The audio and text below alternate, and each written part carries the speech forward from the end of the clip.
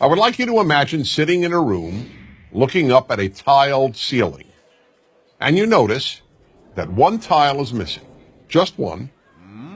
What would you concentrate your vision on? What would you look at the most?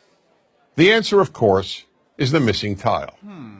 Now, that's fine for ceilings. In fact, it's actually good because we can replace a ceiling's missing tile and once again have a perfect ceiling.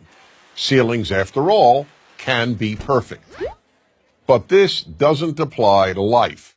Most of what is missing in our lives, or what we think is missing, cannot be replaced. Unlike a ceiling, life can never be made perfect. For that reason, concentrating on the missing tiles in your life is a big problem. Let me give you the example that taught me this great lesson about what I call the missing tile syndrome. A bald man once said to me, "You know, Dennis, whenever I walk into a room with people, all I see is hair." When I heard this, I immediately realized that in this regard, this man sees the world completely differently from how I do. Because I have all my hair. When I walk into a room, I don't even notice hair. It's not a missing tile for me. But for this person, hair is what he sees. This applies in some way to everyone. When a woman who thinks she has imperfect legs walks into a room, all she sees are perfect legs. Or take the example of the woman who once said to me, "Wherever I go, all I see are pregnant women." Now, how could that be? The vast majority of women, even those young enough to be pregnant, are not pregnant at any given time. But that was all she saw because she wanted to get pregnant and wasn't able to. Her missing tile was not having a child. That's the way human nature is. We focus on what's missing in our lives. The missing tile syndrome is a very big obstacle to happiness, so big, in fact, that it makes happiness almost impossible. There will always be something missing in your life. When you see other people's kids, you'll think you see tiles that are missing in your own children.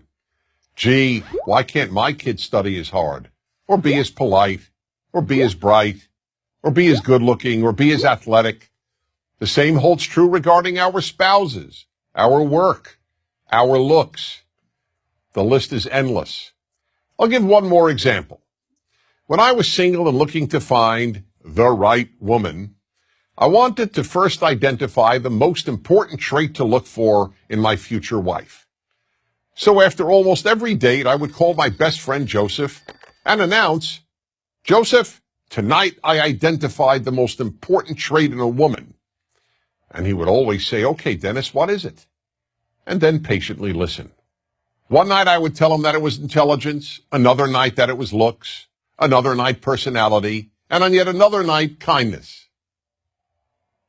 One night, as usual, I called him up after an evening out and said, "Joseph, I finally figured out what the most important trait in a woman is." But this time he didn't say, "Okay, Dennis, what is it?" Instead he said, "Don't tell me, I'll tell you." Perplexed, I asked, "How do you know? You don't even know the woman I went out with." "It doesn't matter," he said. "Whatever trait tonight's woman was missing, that's the one you decided is the most important trait in a woman." I could say nothing. He was right.